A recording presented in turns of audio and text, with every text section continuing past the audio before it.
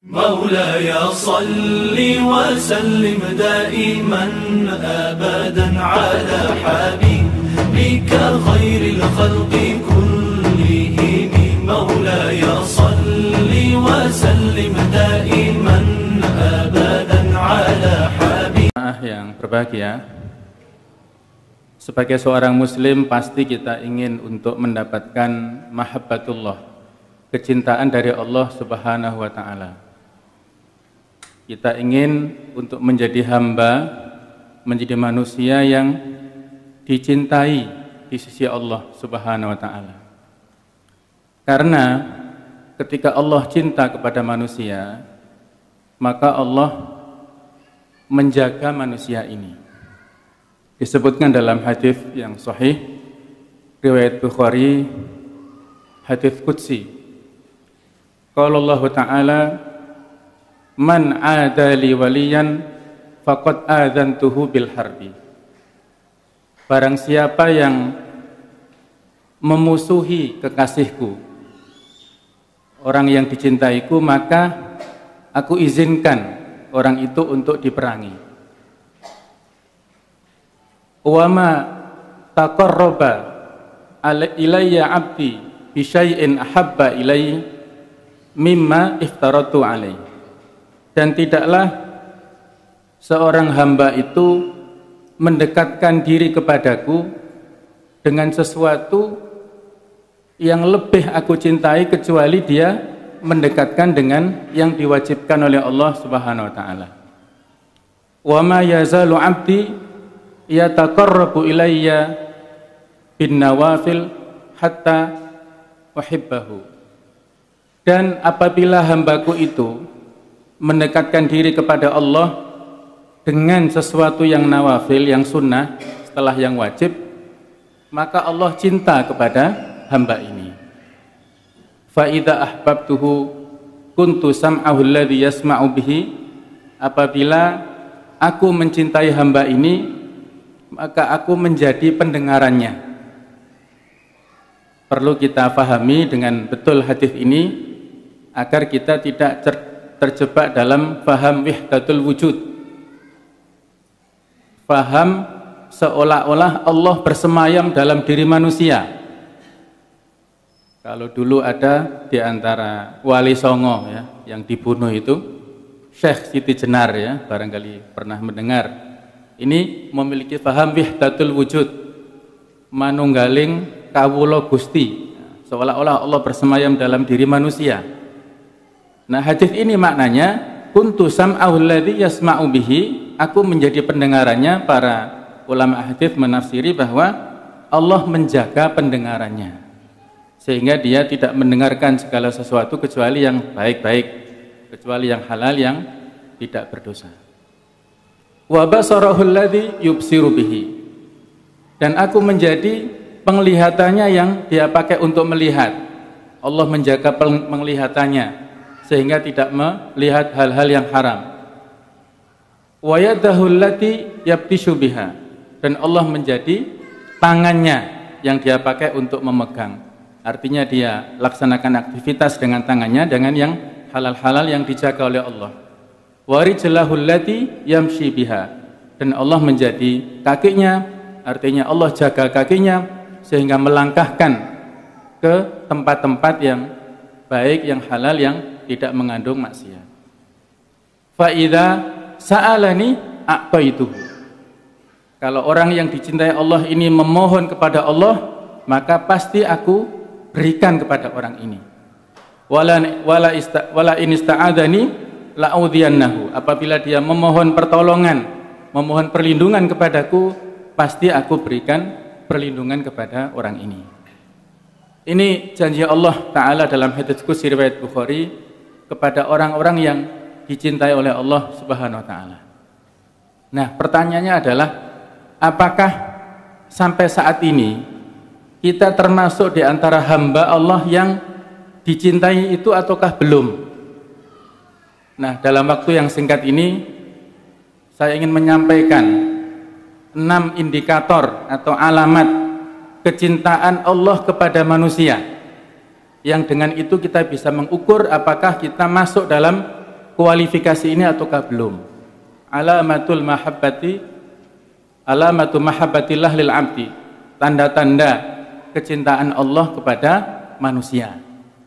Bagi yang bawa alat tulis silahkan dicatat, bagi yang tidak bawa bisa dicatat di handphonenya atau di yang lainnya untuk bisa mengingat-ingat apa yang kita sampaikan pada malam hari ini. Yang pertama jamaah sekalian adalah alhamiyatu anid dunia. Ketika Allah cinta kepada manusia, maka Allah menjaganya dari harta duniawi. Allah hanya memberikan yang halal dan thayyib saja kepada orang ini. Allah menjauhkan dia dari harta duniawi yang syubhat apalagi yang haram.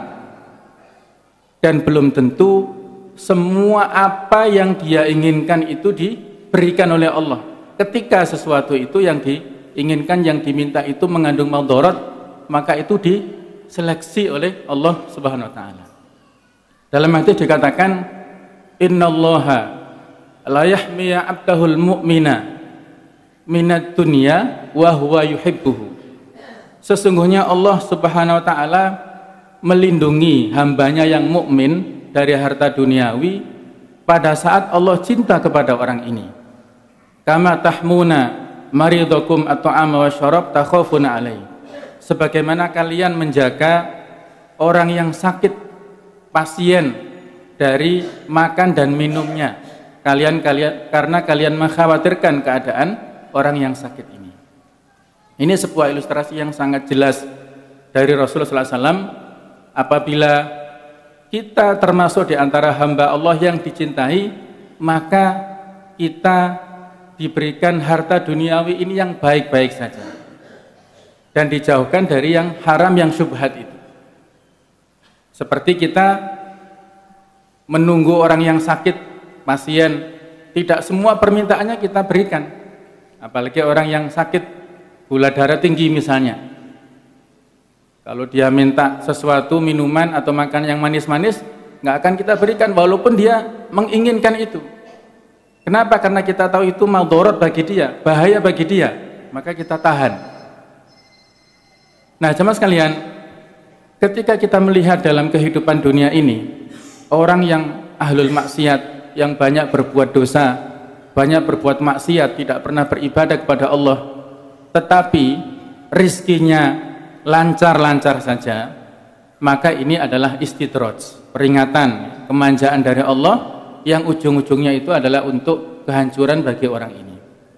Dalam hadis dikatakan, idza ra'aitallaha yu'til 'abda minad dunya innama huwa istidraj. Ketika engkau menyaksikan seorang hamba manusia diberikan oleh Allah harta duniawi yang demikian banyak, maka itu adalah istidraj. Kemudian beliau membacakan surat Al-An'am ayat 44. Falamma nasu ma dzukiru bihi fatahna 'alaihim abwaaba kulli syai' hatta idza farihu bima utu akhadnahum baghtatan fa idzahum mublisun. Maka ketika manusia lupa dengan peringatan Allah, mereka lupa ibadah, meninggalkan sholat, meninggalkan doa, meninggalkan segala jenis kewajibannya, kata Allah, fatahna alaihim abwaaba kulli syai'. Kami bukakan untuk mereka segala macam pintu-pintu rizki. Usahanya lancar. Semua yang dia ikhtiarkan, yang dia lakukan di dunia ini lancar, mengandung banyak rizki. Hatta idza farihu bima utu, sehingga ketika mereka bergembira, ketika terhanyut dengan semua yang diberikan rezeki oleh Allah Ta'ala itu, akhadnahum baghtatan, kami ambil dengan seketika. Pom bensinnya terbakar misalnya, kemudian usahanya kerampokan, ketipu miliaran rupiah misalnya, fa idzahum mublisun, maka saat itulah mereka berputus asa. Nah, inilah jamaah sekalian peringatan bagi kita semua. Ketika misalnya dalam kehidupan kita sehari-hari, alhamdulillah selama ini barangkali Allah memberikan rezeki yang berlimpah kepada kita, Maka muhasabah, evaluasi itu ditujukan kepada diri kita, keluarga kita. Apakah ini nikmat dari Allah ataukah ini istidraj? Kita yang lebih tahu. Ketika kita soleh, keluarga kita baik, rajin ibadah, kita suka menolong orang, rajin sedekah dan sebagainya, mudah-mudahan itu adalah nikmat pemberian karunia dari Allah yang memberikan barokah kepada kita. Tetapi kebalikannya, kalau selama ini ibadah kita kurang, puasa kita hanya Ramadan saja, itu pun juga masih banyak tidak memenuhi hal-hal yang kesempurnaan ibadah puasa. Kalau kita misalnya hanya melaksanakan sholat 5 waktu yang wajib-wajib saja misalnya, ibadah kita masih jauh berkurang dari kesempurnaan, dan kita masih melakukan amal ibadah kemaksiatan atau melakukan amal-amal yang menjurus kepada kemaksiatan yang dosa, hati-hati, bisa jadi itu adalah istidraj dari Allah Ta'ala. Belum ada kata terlambat untuk kita kembali ya, bertaubat kepada Allah Ta'ala, dan dijadikan apa yang kita terima itu sebagai bentuk nikmat dari Allah Ta'ala. Ini yang pertama, alhamiyatu anid dunya. Yang kedua adalah husnut tadbir lahu. Allah Ta'ala ketika cinta kepada hambanya, maka orang ini dipelihara dengan baik oleh Allah, dikondisikan dengan baik oleh Allah sejak masa kecil, masa kanak-kanak, masa remaja, masa dewasa, sampai masa berumah tangga. Allah kondisikan dengan lingkungan yang baik-baik. Ketika masa kecil, dari orang tua yang baik-baik. Ketika kanak-kanak sekolah, di sekolah yang islami yang baik-baik. Ketika masa remaja, bergaul dengan remaja-remaja yang baik-baik. Ketika menikah, dipertemukan dengan pendamping yang soleh, pendamping yang solihah. Ketika punya anak, anak-anaknya baik-baik. Jadi husnul tadbir lahu, Allah mengkondisikan orang ini dipelihara dengan baik. Allah menetapkan iman dalam hatinya. Dalam hadis dikatakan, innallaha qassama bainakum akhlaqakum kama qassama bainakum arzaqakum. Allah membagi untuk kalian akhlak-akhlak kalian, moral-moral kalian, sebagaimana Allah membagi untuk kalian rizki bagi kalian. Wa innallaha yu'ti dunya man yuhibbu wa man la yuhibbu. Allah memberikan dunia itu kepada orang yang dicintai oleh Allah dan kepada orang yang tidak dicintai. Wala yu'til iman illa man yuhibbu. Dan Allah tidak memberikan iman kecuali kepada orang yang dicintai oleh Allah Subhanahu wa ta'ala. Kemudian jamaah sekalian, dalam hadis lain yang cukup panjang riwayat Bukhari juga disebutkan, ma min nafsin manfusatin wa qad kutiba makanuhu fil jannati au finnar. Tidaklah satu jiwa pun manusia ini kecuali dia sudah ditetapkan tempat kembalinya nanti di akhirat, apakah di surga ataukah di neraka.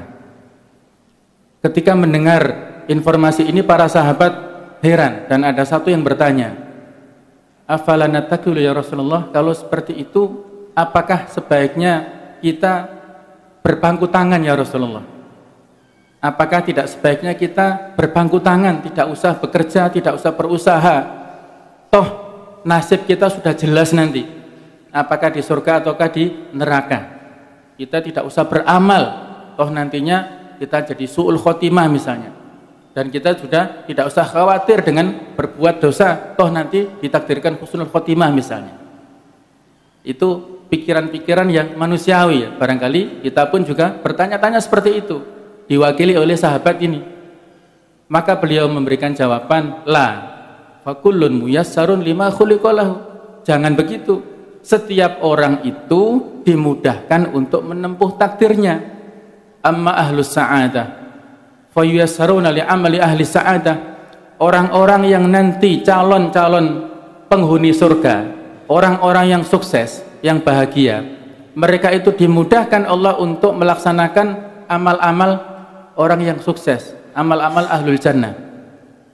Wa amma ahlus syaqawah fayuyassaruna li'amali ahli syaqawah. Adapun orang-orang yang calon-calon penghuni neraka, orang-orang yang nanti mendapatkan kesengsaraan di akhirat, maka dia dimudahkan Allah untuk melakukan amal-amal ahlul nar, orang-orang yang nanti masuk ke neraka. Kemudian beliau membacakan potongan surat Al-Lail, fa amma man a'ta wattaqa wa saddaqa bil husna fasanuyassiruhu lil yusra. Maka adapun orang yang a'ta, yang suka berinfak, suka sedekah,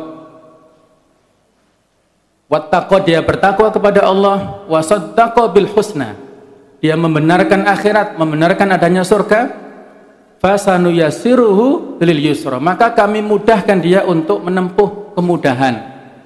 Dimudahkan Allah untuk berangkat ke masjid, sholat jamaah. Dimudahkan Allah untuk berangkat ke majelis ilmu, untuk menimba ilmu. Dimudahkan Allah untuk berangkat haji. Dimudahkan Allah untuk memberikan sedekah, infak. Amal-amal yang baik itu mudah dan dia senang menikmati amal-amal yang baik itu. Ini tanda-tanda orang yang ahlus sa'adah. Wa amma man bakhila wastaghna. Dan adapun orang yang bakhil, kemudian dia istaghna, merasa sudah tidak butuh dengan yang lain, merasa cukup, merasa kaya. Wa kadzdzaba bil husna, dia mendustakan adanya hari akhirat, mendustakan adanya surga. Fasanuyassiruhu lil usra, maka kami mudahkan dia untuk menempuh segala macam kesulitan. Kami mudahkan dia untuk melakukan amal-amal maksiat. Kami mudahkan dia untuk melaksanakan amal-amal yang menjurus kepada neraka. Na'udzubillah min dzalik. Ini siapa yang paling tahu? Kita sendiri. Apakah selama ini kita mudah untuk melaksanakan amal yang baik, ataukah mudah untuk melaksanakan amal yang buruk? Ini kita yang paling tahu. Evaluasi muhasabah itu kembalinya kepada kita sendiri. Mudah-mudahan termasuk yang pertama, dimudahkan untuk menempuh amal-amal kebaikan. Tinggal kita rawat, jangan sampai ketika kita dimudahkan menempuh amal kebaikan ini dibarengi dengan riya, dengan sum'ah, dengan ujub, yang itu bisa menghilangkan amal-amal kebaikan kita ini. Ini yang kedua, husnul tadbir lahu. Yang ketiga, jamaah sekalian, ketika Allah cinta kepada hambanya adalah ar-rifqu. Orang ini diberikan sifat oleh Allah lemah lembut, sopan santun. Dia memiliki sebuah hati yang lembut, ya, gampang tersentuh hatinya, gampang empati, gampang simpati kepada sesamanya, tidak keras, ya, tidak kasar perangainya. Dia diberikan Allah sifat yang lemah lembut. Dalam hadis dikatakan, innallaha idza habba ahla baitin adkhala alaihimur rifqa. Jika Allah cinta kepada penghuni rumah, maka Allah memasukkan sifat yang lemah lembut kepada orang ini. Dia belas kasihan, dia gampang tersentuh kepada orang lain. Kemudian yang keempat adalah al-ibtila. Orang ini diberikan cobaan, ya, diberikan ujian oleh Allah Subhanahu wa ta'ala. Dalam hadis dikatakan, inna idhamal jaza ma'a idhamil bala. Sesungguhnya besarnya balasan, besarnya pahala itu berbanding lurus dengan besarnya cobaan bagi orang ini. Wa innallaha idza ahabba qauman ibtalahum. Dan sesungguhnya Allah jika cinta kepada satu kaum, maka Allah memberikan cobaan kepada orang ini. Faman radiya falahu ridha. Kalau dia memiliki keridhaan, dia ridho dengan cobaan itu, dia ridho dengan ujian itu, maka dia mendapatkan keridhaan Allah.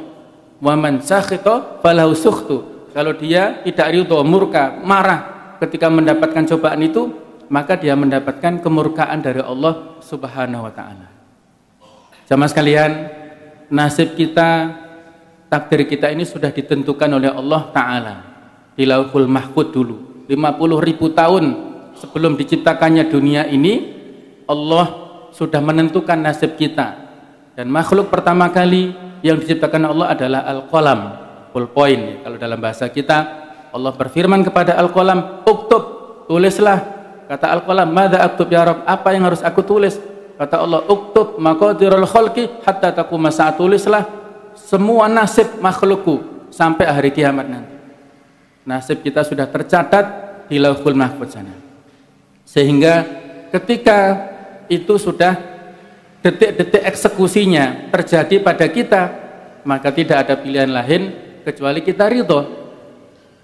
Ketika kalimat thayyibah yang bisa kita katakan pada saat kita mendapatkan musibah itu adalah qaddarallahu wa ma syaa fa'ala.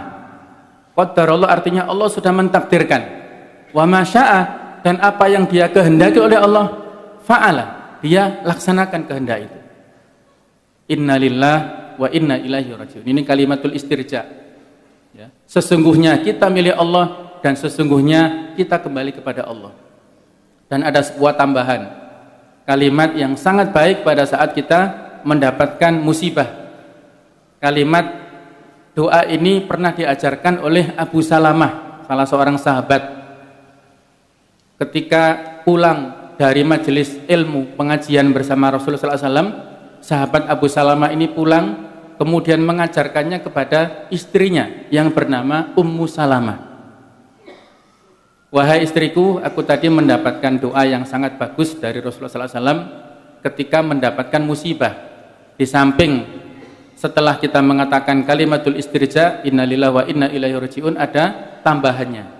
Allahumma ajurni fi musibati wa akhlifni khairan minha. Ya Allah, berikanlah aku pahala dalam musibahku ini. Wa akhlifni, dan berilah ganti dari musibahku ini yang lebih baik darinya. Allahumma ajurni fi musibati wa akhlifni khairan minha. Ini dihafalkan oleh Ummu Salamah. Dan jamaah sekalian, dalam waktu yang tidak lama ternyata Allah mentakdirkan Abu Salamah ini wafat, meninggal dunia. Akhirnya sedih. Ummu Salamah sedihnya bukan main. Nah, kemudian dia ingat wirid atau doa yang diajarkan suaminya. Dia sering mengatakan innalillahi wa inna ilaihi rajiun. Allahumma ajurni fi musibati wa akhlifni khairan minha, itu terus dikatakan. Maka jemaah sekalian, tidak lama kemudian, ya, setelah masa iddahnya selesai dari Ummu Salamah ini, datanglah Rasulullah SAW melamar Ummu Salamah ini untuk menjadi istrinya. Nah, ternyata doa ini mustajab. Wa akhlifni, terutama penggalan yang paling akhir, ya, berilah ganti yang lebih baik dari yang sudah hilang, ya Allah. Suaminya meninggal dunia, digantikan orang yang paling mulia dunia ini, yaitu Rasulullah SAW sebagai suami dari Ummu Salamah. Maka ini bisa kita hafalkan. Kita kehilangan apapun, kehilangan rumah, kehilangan mobil, barangkali kita kehilangan orang yang kita sangat cintai, maka husnudzon kepada Allah Ta'ala, ya, dengan membaca doa ini.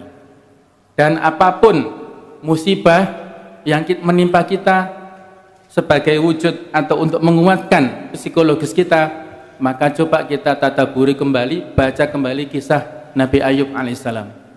Beliau adalah seorang nabi sebagai profil, ya, untuk kita jadikan pelajaran betapa musibah yang kita terima selama ini belum ada apa-apanya dibandingkan dengan yang diberikan Allah kepada Nabi Ayub alaihissalam. Nabi Ayub ini ada 3 fase kehidupan beliau. Yang pertama, diuji Allah dengan harta, dengan anak-anak, dengan limpahan dunia yang baik-baik yang dia sukai. Yang kedua, diuji Allah dengan kemelaratan, dengan sakit, dan yang ketiga, dikembalikan semuanya. Jadi fase pertama ini dia intinya orang yang sukses. Dia bertani sukses, berdagang sukses, hartanya banyak. Dia diberikan Allah putri-putri, 9 putrinya cantik-cantik, solihah semua, bahagia, totalitas dia rasakan di fase yang pertama. Fase kedua, kebalikannya 180 derajat. Semua harta harta yang dia usahakan habis semua, dia sakit, dan sakitnya ini sangat parah, sakit kulit sampai dagingnya itu terjatuh, ya. Ada penyakit yang sangat parah saat itu diderita oleh si Ayub ini, dan bukan hanya beliau, tapi 9 putrinya itu juga tertular sampai meninggal semua 9 itu. Kemudian dia diusir di perkampungan itu dan mengalami kehidupan yang sangat berat sampai istrinya, kebetulan istrinya tidak tertular dengan penyakit ini. Istrinya sampai karena saking pailiknya tidak ada yang dimakan saat itu, menjual rambut untuk dijadikan sebagai penyambung rambut. Saat itu ada tren di ABG di waktu itu untuk menyambung rambut, dan itu diharamkan. Nah, ketika dia cerita kepada Ayub, Ayub marah, dan akhirnya Ayub berdoa memohon kepada Allah dan Singkat cerita, semua itu dikembalikan pada fase yang ketiga. Dia dikembalikan hartanya yang demikian banyak kembali, dan dia dari istrinya itu lahir kembali. Anak-anak putri-putrinya yang 9, yang cantik-cantik itu lahir kembali. Dan akhirnya endingnya itu bahagia. Ini kita tadaburi, kita baca kembali sebagai penguat psikologis kita ketika kita mendapatkan musibah apapun, belum ada apa-apanya dibandingkan dengan Nabi Ayub. Salah seorang sahabat bertanya, Ayunas asyadu balan ya Rasulullah, manusia jenis apa yang paling berat ujiannya ya Rasulullah? Kata beliau, al-anbiya thummal amsal fal amsal. Para nabi, kemudian yang sesudahnya dan yang sesudahnya. Yubtala rajulu ala hasabi dinihi. Seseorang itu diuji oleh Allah menurut kadar agamanya, kadar keimanannya. Semakin kuat imannya, semakin banyak cobaannya. Kalau imannya lemah, maka cobaannya biasa-biasa saja. Ini sekali lagi muhasabah bagi kita, evaluasi sepanjang waktu kita, hidup kita selama ini apa. Kalau barangkali selama ini hidup kita landai-landai saja, lancar-lancar saja, tidak ada ujian yang berarti, jangan ujub dulu ya, jangan kita gurur ya, terpesona dengan itu. Bisa jadi karena iman kita juga santai-santai atau tenang-tenang dan biasa-biasa saja. Tapi kebalikannya, barangkali selama ini kita berat ujiannya, cobaannya yang menimpa kita berat, maka husnudzon kita bisa jadi iman kita dalam kondisi yang kuat, dan Allah Ta'ala berusaha untuk menguji iman kita itu, dan itu adalah sebagai wujud kecintaan Allah kepada kita semua. Jadi ini yang keempat ya, al-ibtila. Kemudian yang kelima adalah al-qabulu fil ardi. Orang ini diterima dengan baik di muka bumi ini, dicintai oleh makhluk sesama manusia.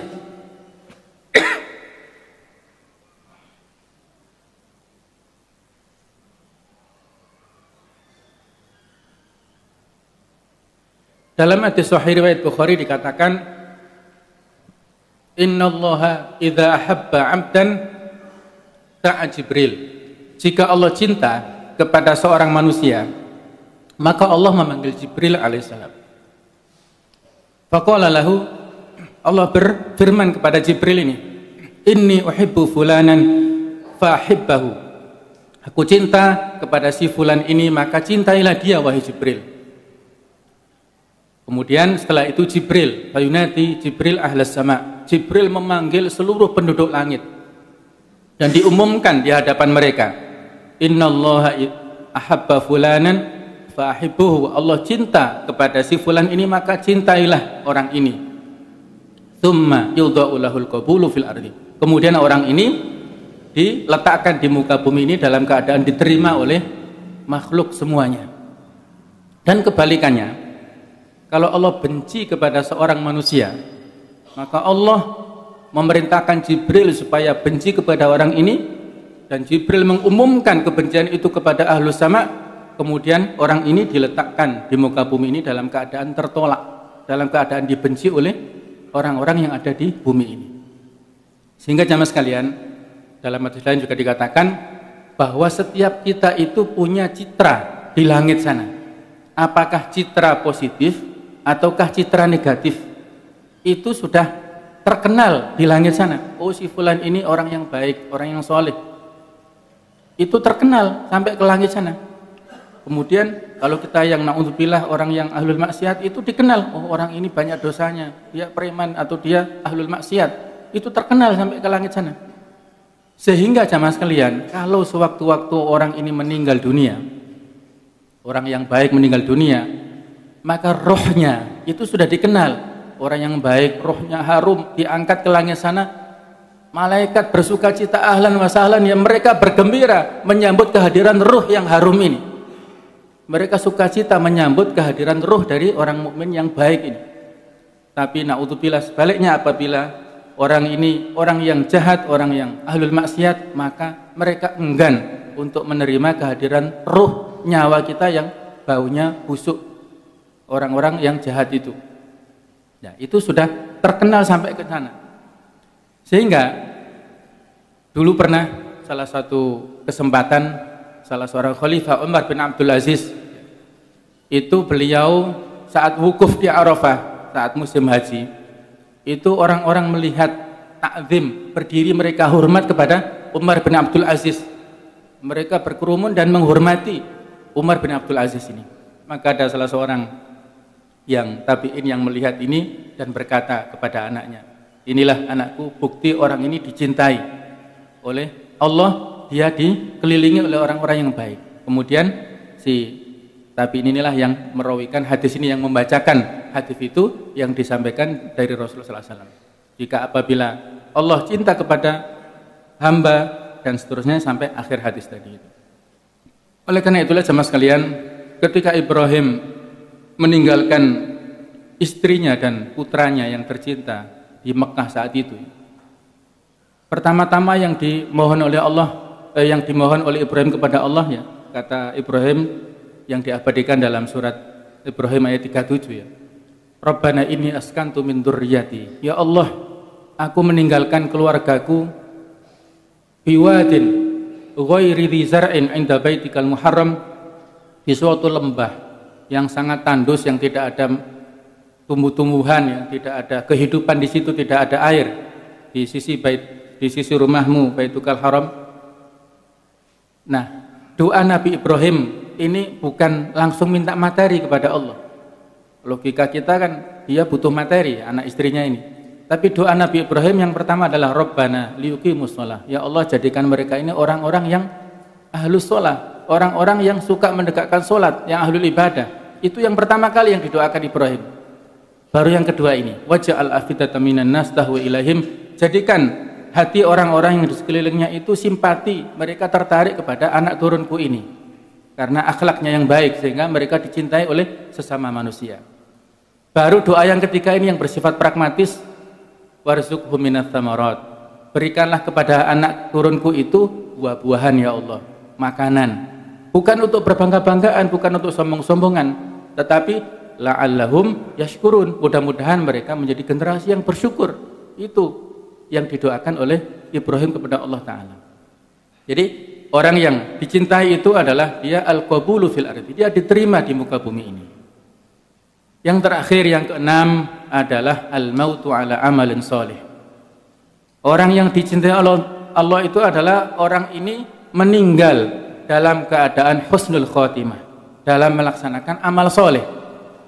Dalam hadis dikatakan idza ahabballahu 'abdan as-salahu. Ketika Allah cinta kepada manusia, maka Allah memaniskan dia, artinya memberikan madu, ya, asal di sini, memberikan madu, memberikan rasa manis kepada dia. Qila, ada sahabat yang bertanya, wa ma as-salahu ya Rasulullah, apa yang dimaksud dengan as-salahu? Kata beliau, orang ini ya akan dimudahkan untuk melaksanakan amal soleh pada saat menjelang ajalnya, sehingga orang ini dicintai oleh tetangganya dan orang-orang yang ada di sekelilingnya. Nah, jemaah sekalian, dalam riwayat lain dikatakan innamal a'malu bil khawatim. Sesungguhnya ukuran amal-amal kita itu adalah tergantung amal yang paling akhir. Sehingga ya, ketika orang ini baik, masa depan di akhirat baik, insya Allah dia diakhiri dengan amal-amal yang baik. Dan kebalikannya, kalau dia nanti ahlun nar, ya, penduduk neraka, maka amal-amal akhirnya itu amal-amal yang buruk.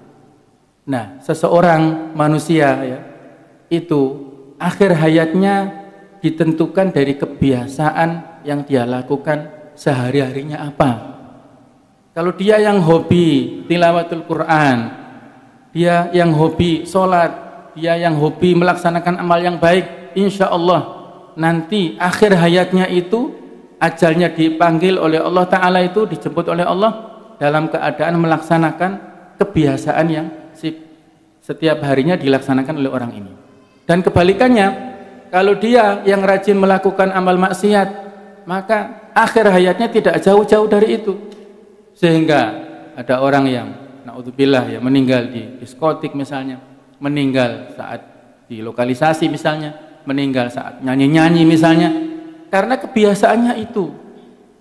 Nah, jemaah sekalian, karena kita tidak tahu ya kapan ajal kita itu berakhir, maka tidak ada pilihan pada kita, wala tamutunna illa wa antum muslimun, ya tidak ada pilihan bagi kita meninggal kecuali dalam keadaan yang Islam, yang amal yang baik.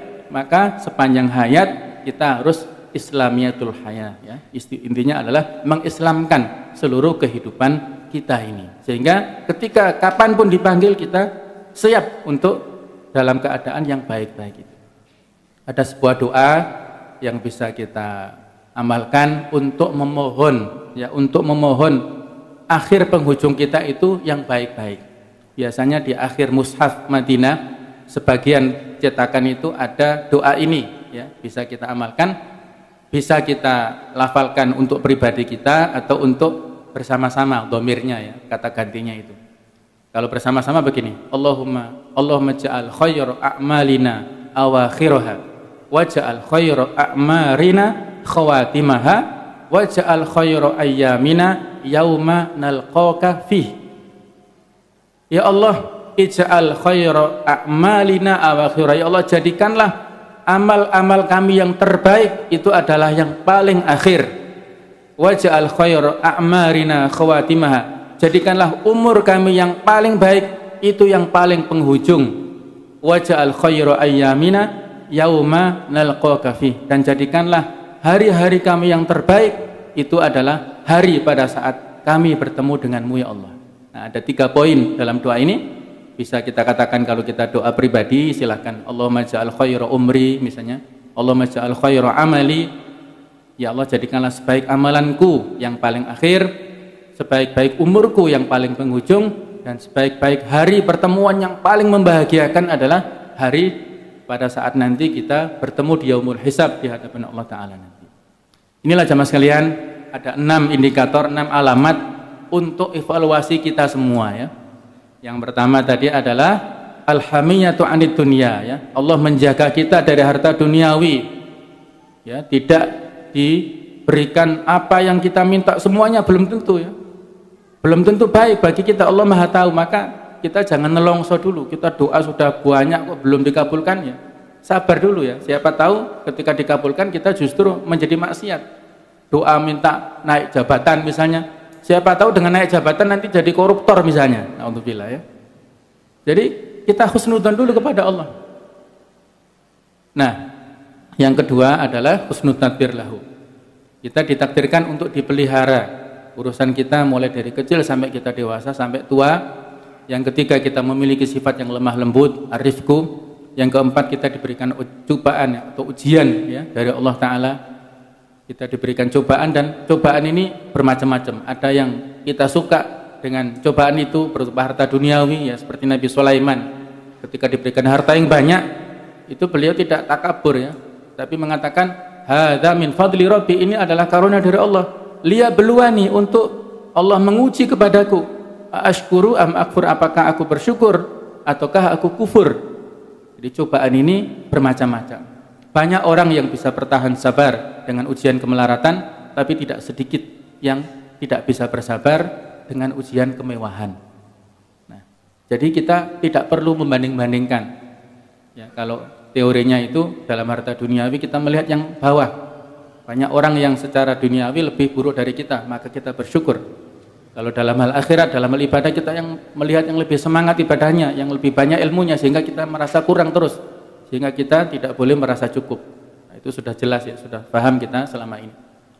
Cobaan yang kelima, kita adalah diterima dengan baik di muka bumi ini, kita disenangi oleh orang-orang di sekitar kita, ya, orang-orang yang ada di sekeliling kita mendapat simpati dari mereka, empati dari mereka, dan yang terakhir kita ditakdirkan Allah Ta'ala meninggal dalam keadaan yang baik, dalam keadaan amal yang soleh, dalam keadaan husnul khotimah. Mudah-mudahan Allah Ta'ala mentakdirkan kita semua untuk menjadi hamba-hambanya yang mahbub ya, yang dicintai di sisi Allah Ta'ala, sehingga itu yang bisa mengantarkan kehidupan kita bahagia di dunia sampai di akhirat. Ini yang bisa saya sampaikan, mudah-mudahan ada manfaatnya untuk diri kita semuanya ya. Dan mudah-mudahan Allah Ta'ala menjadikan kita termasuk generasi hamba-hamba Allah yang terus-menerus istiqomah dalam kebaikan. Amin ya rabbal alamin.